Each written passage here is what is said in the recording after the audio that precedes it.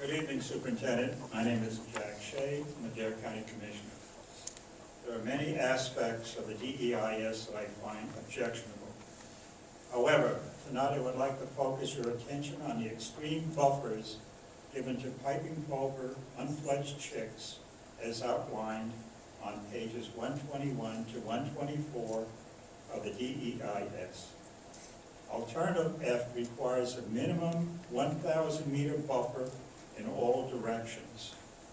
This represents a linear distance of 2,000 meters or 6,561 feet, or expressed in miles is 1.24 miles.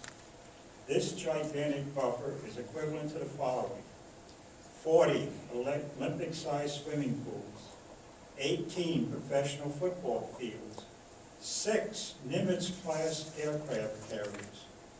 What if these extreme closures were imposed on our decision makers in Washington, D.C., instead of the people of Cape Hatteras National Seashore Recreational Area? For example, a nest of unfledged piping plover chicks in the middle of the National Mall, surrounded by the Smithsonian buildings, would shut down the entire area.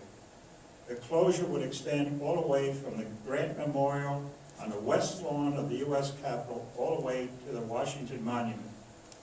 Furthermore, anyone standing in the middle of Pennsylvania Avenue in front of the White House is closer to the Oval Office than a family can get to a piping plover nest while on the beaches of Cape Hatteras National Seashore Recreational Area. Here we see that non-endangered bird gets a larger protective buffer than the President of the United States.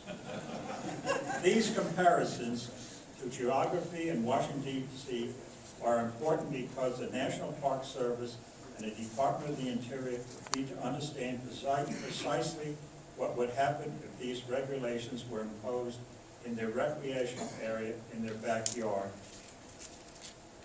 More consistent with the species recovery plan would be a protective buffer of 200 meters. This would still provide a quarantine area of 1/4 mile or 8 Olympic-sized swimming pools.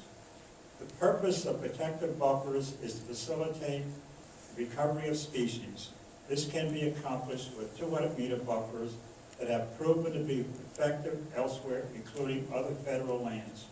Bottom line, there is no justification for 1,000-meter buffers in a DEIS. This should be changed in an alternative F in favor of more practical and effective 200-meter buffer. Thank you for considering my comments.